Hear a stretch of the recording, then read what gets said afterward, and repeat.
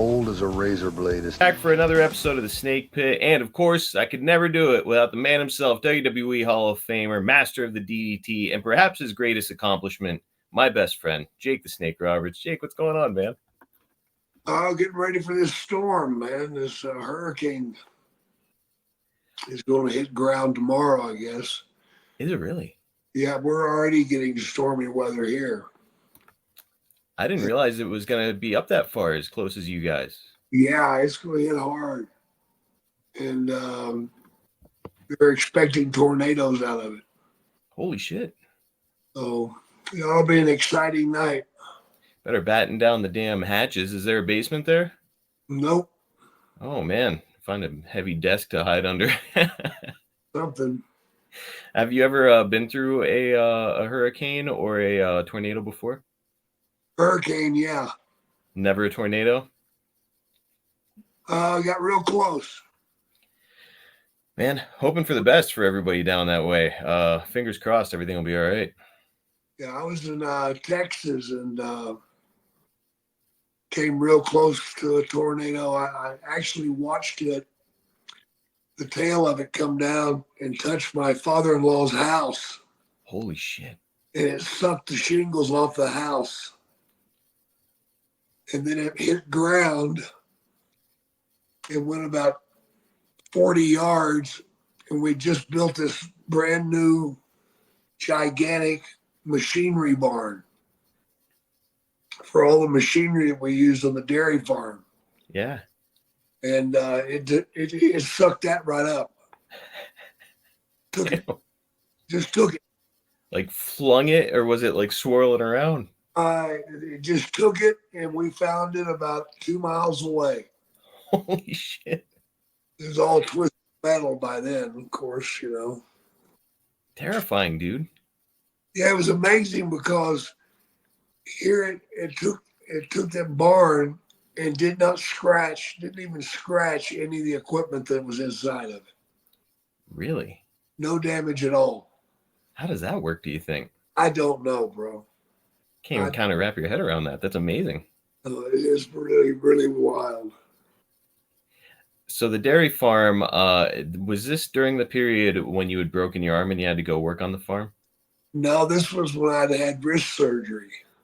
Okay, I gotcha. And had to go to the farm. Yeah.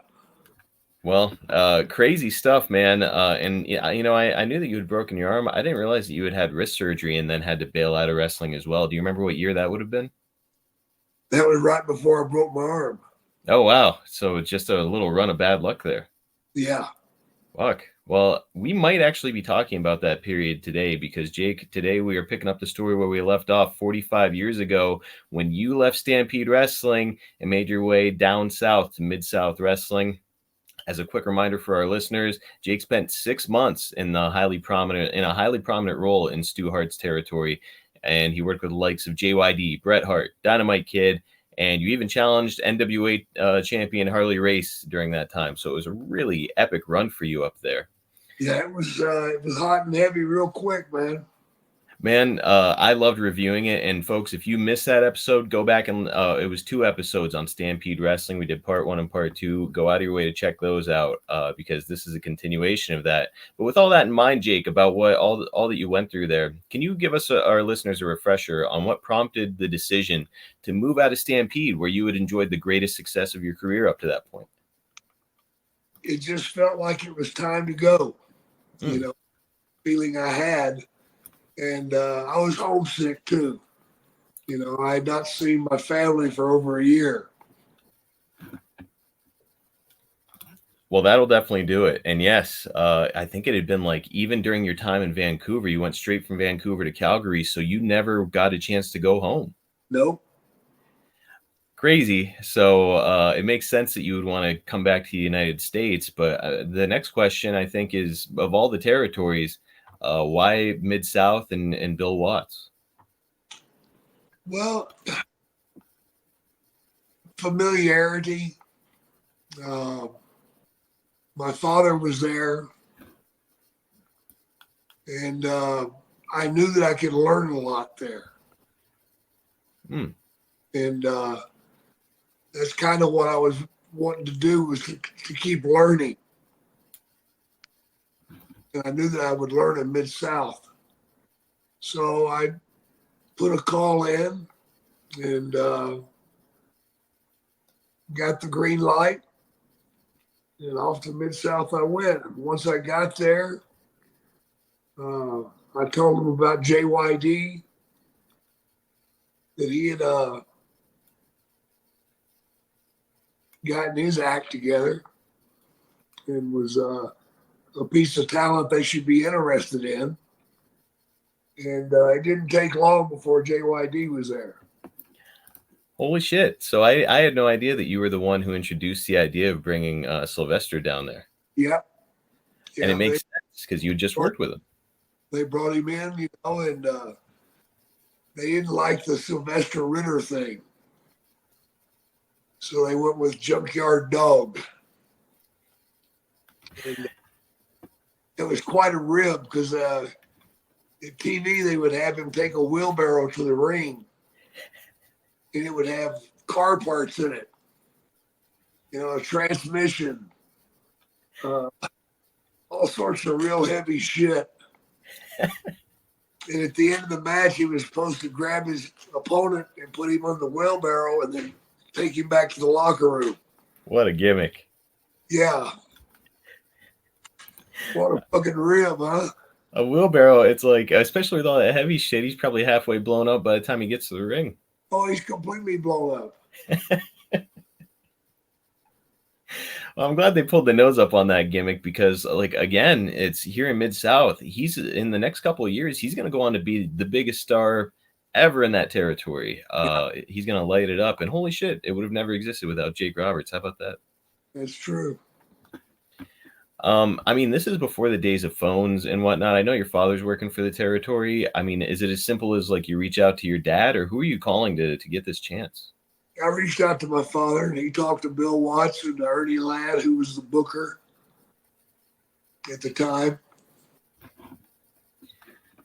Now, I know that you had said before that your father really didn't see much in you as a professional wrestler in your early days. Do you feel like you had proven yourself to your dad by this point? He was like, "Well, this kid just challenged fucking Harley Race and hung in there with him." Do you think you had earned his respect? I think I had.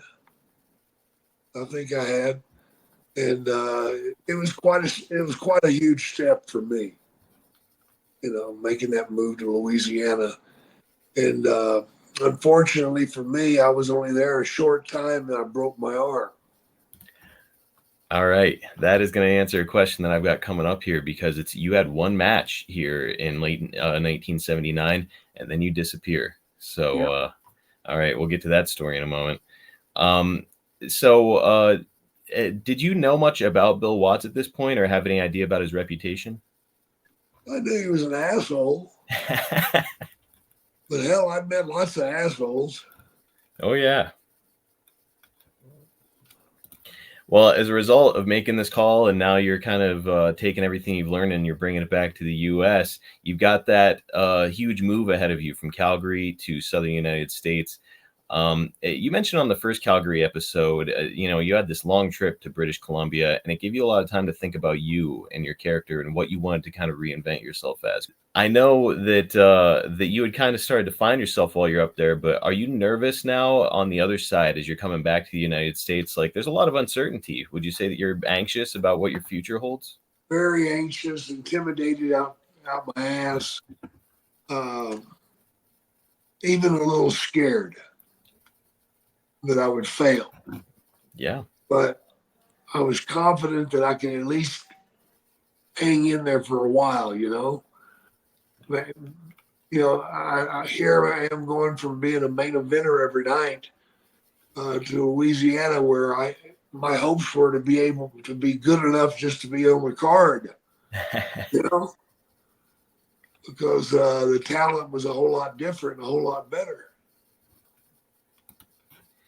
It's a whole different pressure than you were experiencing when you went out to Calgary, because I remembered you saying that you felt like you were really kind of in the shadow of your father when you were working out there with Buck Robley. And so you made the jump out to Calgary, and here's your chance to reinvent yourself. Now your father's kind of putting his stamp on you and giving you his endorsement by bringing you in here. So now there's this whole other layer of pressure. Like, okay, I got away from my, that stigma of being my father's son. Now I'm coming back here to work in the same territory where he is. I can't imagine how nerve-wracking that would be. Yeah, it was pretty heavy, man.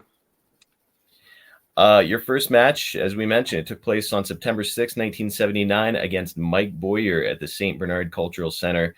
And before we talk about your injury, I'll confess, I've never heard of Mike Boyer. Do you have any memories of this guy at all? Mike Boyer? Mike Boyer, Boyer. No. Do you think there's any chance that that's Mike Boyette and he was going under a different name? I don't think so. Interesting. Now, do you remember the match, though, and breaking your arm and how that came to be? I broke my arm with Ernie Ladd. Okay, so maybe so we use cagematch.net for reference on the show for our research. Maybe they missed it, and this was just a show that they didn't cover. Yeah. So what happened with Ernie then? I don't remember how I broke it. I just broke it.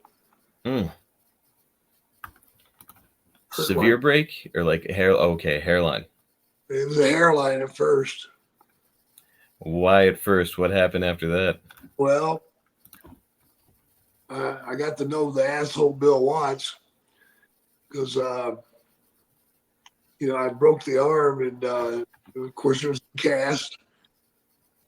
And after about a month, I get the whispers that they're going to replace me unless I can come back and go back to work. Oh. So I cut the fucking cast off. Holy shit. And went back to work. That lasted about 4 or 5 shows. And I re-broke it. But this time it was a compound fracture. Oh, no. Yeah. Where the bone comes out? Yeah. Yeah. Holy shit. I remember my opponent threw up on me. I'll bet. Your arm, man, your arm. My God, dude, a compound fracture. Yeah. Which arm was it? My right arm. Oh, of course, it's got to be your dominant hand. Yeah. Yikes. It helped me learn how to jack off with my left hand. So, well, so you owe that to Bill Watts. Thanks, Bill. Yeah. Do you remember, was it your first match in the territory with Ernie Ladd, or had you been working there for a little bit? I've been having a few matches. Okay, and now you come back way, way, way too early, cut off your damn cast, compound fracture, and now you're really out for a while. Yeah, now I'm out for 6 months, and believe it or not, Bill Watts didn't pay me a dime. I do believe that. Not a fucking dime. After he's the one who said that you were going to be replaced if you didn't come to work. Yep. Well, that tells you pretty much everything you need to know about Bill Watts there. It sums it up there pretty concisely. Yeah. So, man, you've got to make some money somehow. You're working on a dairy farm. Obviously, you've got to get this thing recast, and there's no health insurance. So you've got to be in the hole a little bit as far as money's concerned, right? Oh, yeah. I was hurting. Making okay money on the dairy farm or not so much? Oh, $300 a week.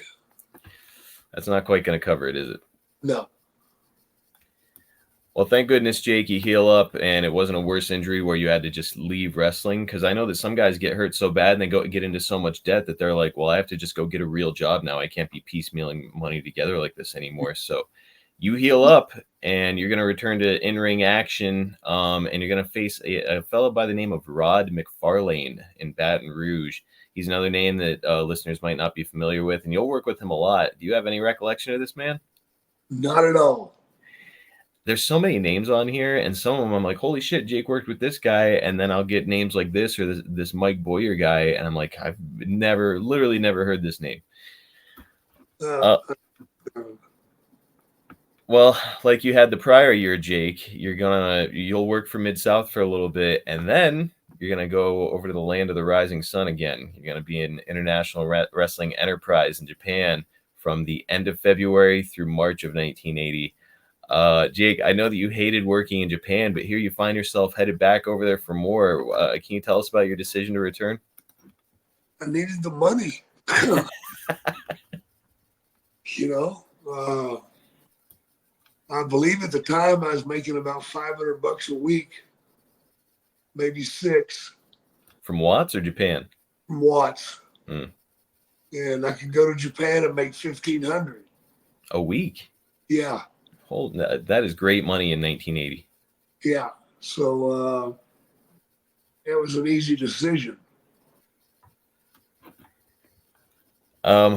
Man, $1,500 a week, but it comes at a cost. Of course, you're traveling again, and you're away from your family. More importantly, you're over there in Japan, where you had been before, and you didn't exactly love your time there. No, I didn't love it, but I had, it was a good money move. I can't remember when I went with Mike Boyette as a tag team. You did work with Mike Boyette while you were there, and then while you're there, you also worked with this man, a man by the name of Randy Tyler.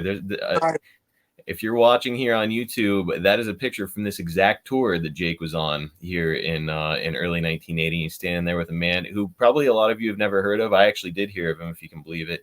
His name is Randy Tyler. He worked one match in JCP in 1984, which is where I think I had seen him, and that was the end of his career. So he had a pretty short one. Jake, what can you tell us about Mr. Tyler? Randy was a good worker. He could actually work. Yeah, Yeah, he was a big guy too. he looks it. Yeah. Yeah, he was 280, but he was a hell of a worker. He could do it all. Retired fairly young. I don't know if it was an injury or what. I didn't get to that No, part in my research, but what was it then? he just decided to get out of it. He burned out. Yeah, he became a minister. Did he really? Yeah, I mean, we look at this picture. You are 6'4". That would probably put him at 6'4", maybe 6'5". He looks possibly a little bit bigger. And he said, "Hey, enough of this taking bumps. I'll go be a minister." yep, Good for him, man. Got out of it and proved that there's life afterwards. I know that I think that you and I had spoken about Randy Tyler before, and you had mentioned that he kind of became like a confidant for you when you were over there. Like you were able to kind of confide in him about some difficulties you were having. yeah, yeah. I'd had a rough time over there because my wife had my babies. Mm, I went over there. Actually, I went over on a last minute phone call from really? Japan because I was actually sending talent to Japan, right, Yeah. as a booker, and I sent a guy over there called the Turk, and he got busted at the border, With what? marijuana. Oh, So they threw his ass in jail. So Japan called me wanting somebody else right away. And I thought about it. My wife was about 5 months pregnant, 5.5. mm-hmm. So I said, well, hell, I can go over there for 8 weeks. Got plenty of time. So I went. And about halfway through the tour, I get the phone call that she's had the babies. My goodness. She had them at 7.5 months. And they weighed 3.2 and 4.2 and 3.8. Terrifying, dude. Yeah. And I wanted to come back home right away, but an old emperor had died. And there was absolutely no flights to be taken. Mm. So I had to stick it out. And Randy helped you get through kind of the emotion and difficulty of all that. Absolutely. He gave me a shoulder to cry on, man. That's a good man. Shout out to Randy Tyler. I know he's no longer with us, but folks, go out of your way to look this man up. He had a nice little history in wrestling, and to Jake's point, hell of a worker. Is he dead? Yes, I believe that he did pass away. I want to say it was 2002. I think he was still a fairly young man. Wow. Yeah. So you hadn't remained in contact with Randy presumably afterwards. No, I hadn't. It would be hard to because you're traveling and on the road, and he left the business. So by the time he left, you're starting to just hit your stride. Yeah, I'm just getting going, man. Looking over a lot of the names from the tour, there's not a ton of names that really jump off the page, but this is not New Japan or All Japan. It's a smaller company. What can you tell us about the company itself, International Wrestling Enterprises? It was called International Okay. Wrestling. They were called Blood and Guts. Oh. They had a cage match every night. Oh no. Yeah. Yeah. Guess who wound up in that cage a lot? Oh no. Yep. So, are you gigging every night? Yep. Your head must have been ground beef by the end of this. It was like sausage. Oh God. That sounds miserable. And also, it's like, side note, this is like right around the time that AIDS was really starting to pick up steam, and you're over there just bleeding all over yourself and your opponent every night. Yeah. Open wound on your head in a foreign country. Yep. Only in professional wrestling, brother. Oh, only the best. I assume that this is also the tour where I believe he told me a story about a Japanese doctor that refused to treat you. Yeah, well, he was going to treat me, but he wasn't going to give me anything for pain. So he sewed my head up and had to cauterize a vein in my forehead because that's vein. And he had to grab that vein with these damn suture grabbers or whatever they're called, and grab the vein and pull it out a little bit, and then stick that hot rod to it. Oh. And cauterize it. So I was calling that motherfucker everything you could think of. I'm sure he took great joy in it. He did. He didn't speak any English. This dude's a fucking sadist. Oh, fuck, man. He remembered the war. Oh, shit. Okay, so he was still pissed about the bombings. Yeah. Fuck. You weren't even fucking born yet. This guy's holding a grudge. Yeah. Oh, man. So I don't really blame you for not exactly loving your experience over there in Japan. It doesn't sound like it's all great. At the same time, though, it's got to be interesting. You're in a foreign country. It's, the culture is different. Did you have any time to go and experience the culture, have any fun? Fuck no. It was just work and bloody. Work, man, every night. Holy shit. And it was like a 12-week tour, if I remember right. And it just fucking miserable. Yeah, it rolled on quite a while. I mean, a nice chunk of change at $1,500 a week for 12 weeks, but man, you paid for it.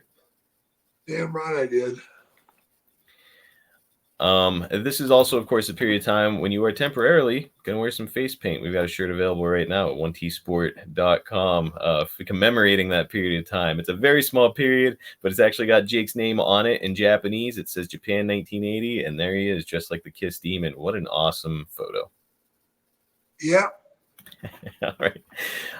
Mike Boyette, your buddy, was over there as well. You've said before that one of the most underrated workers of all time. And so could you remind our audience real quick, what made Mike Boyette so special in your mind? He was an incredible bumper. Yeah, if he got in a bad mood, he'd go out and have somebody backdrop him. He'd kick out the lights. The lights? Yeah. He'd take such a high bump that he could reach the lights. Holy shit. And kick them out, which stopped the show. A literal show-stopping finish. Yep. Wow.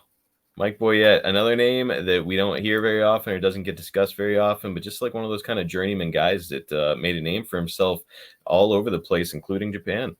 Yeah, he did, man. He was a great worker. 1 month after this Japanese tour ended, you returned to Mid South in May 1980 and took on a full schedule with the company now. Yeah. How would you describe these early experiences around Bill Watts following this arm break that this dude essentially forced on you? I just went out there and tried the best I could, man. Hmm. Looking back, was I made the mark, you know, Oh yeah. and looking back, of course, at the time I didn't recognize it. I was thinking I was going to get fired every night, you know. That's how that's how little I thought of my work. Why do you think that is that you doubted yourself? Because my father bred that into me. I gotcha. He essentially convinced you that you weren't going to make it in this business, so you convinced yourself of the same. Yep, Got to keep you feeling kind of hungry, though, right? Where you're essentially just trying to learn more, work as much as you possibly can, get around as many different guys, and learn from different guys like you can. absolutely. So, really, it's like that difficult time really probably kind of shaped you into the man that we were going to see on screen just a few years later on the biggest stage in wrestling. Yeah, Well, as I mentioned, around this time you're working this full time schedule. Again, you're working with a bunch of fellows that we don't know, but one guy that we do know is Killer Khan, and you're going to work with him during these early days. And he was a sumo wrestler, legit shooter, and one of the very first opponents that you wrestled after returning to Mid South in the spring. It's going to be on May 3rd, 1980, to be exact. Somewhat of a journeyman himself, he worked in almost all the major territories throughout his career. What do you remember about stepping into the ring with Khan? oh, he was awesome, man. He was a 300-pound legit shooter, legit sumo wrestler, and a hell of a hand, man, in the ring. He was damn good and damn good at getting heat as well, which positions somebody like you, a young baby face, really well. And here's this picture of you from that era again, young, good-looking kid. I think that you were positioned really well to be a baby face here. Were you a baby face in Japan as well? No, I was a heel. Got to be over there, right? Yeah, Now working here with Killer Khan, I know it's English is not his first language. Was there a language barrier for you guys to fight through? we just went out and worked, man. So it's all just kind of like context clues and looks and stuff like that, huh? Yeah, Man, as somebody who's stepping into the ring and practicing, kind of calling it on the spot instead of rehearsing it a bunch before you go out there, that is really hard to do. I, it was the way we did it back then. Impressive, man. What do you think of it nowadays, by the way? Because I'm sure you saw it backstage at AEW and probably at indie shows. A lot of guys really go over the matches and even kind of walk through it backstage ahead of the match. When you see that, what do you think of it? It just really makes me sad. Yeah. You know, the art of working a match is gone, and it's a damn shame. It's a damn shame. It removes like the element of spontaneity when that kind of thing happens, right? Yeah, and it shows. I mean, it fucking shows, man. Instead of reacting to the crowd, they're just doing what they plan to do, regardless of how the crowd feels about it. Exactly. I will say, as a guy who's inexperienced, I like the rehearsal because it's like I'm nervous going out there and I don't want to fuck up. So it's like if I know what the spot is, then it makes life easier. But to your point, you're gonna get a better match whenever you can just be spontaneous. Yeah, you are. All right, we're gonna wrap this one up, and we're gonna continue the story of Mid South Wrestling. Last thing I do want to ask you about, though, is that you started working with the Freebirds during this time, and we'll give a little teaser ahead of the next episode. These guys are young; they're really, really good at getting heat, but maybe the thing they're better at is partying. Jake, what can you tell us about being around the Freebirds during this early period of their career? They were partying sons of bitches, man. They were wild, and they were out there going crazy. Would you say that you were friends with these three? Acquaintances. Acquaintances. Now, were you acquaintances enough to have had some experiences partying with them? Oh yeah. Oh yeah. All right. Any chance we might get some of those stories on the next episode of Mid South? Yeah, we might be able to tell you one. All right. I think that we'll leave it on that cliffhanger. Brother, I love looking back at this period in your career. Again, it's one of those times it's completely unexplored mostly when people talk about you and your career. So I'm looking forward to continuing the deep dive here in a couple weeks. All right, brother friend. Okay, guys, we're wrapping up the show. But before we go, got to remind you that if you're looking to attract that 25 to 54-year-old male demographic to your product or service, you've got to hit advertise with snake.com. Jake is still out there doing it, man, hitting the towns on TV, meeting fans. And when he talks, people listen. So why not get the legendary Jake the Snake Roberts to put over your product or service to that exact demographic? If you want some proof that it works, just listen to our show. We routinely advertise for the same businesses because they know that what we do here works. Head to advertisewithsnake.com. Make Jake the Snake Roberts your tag team partner.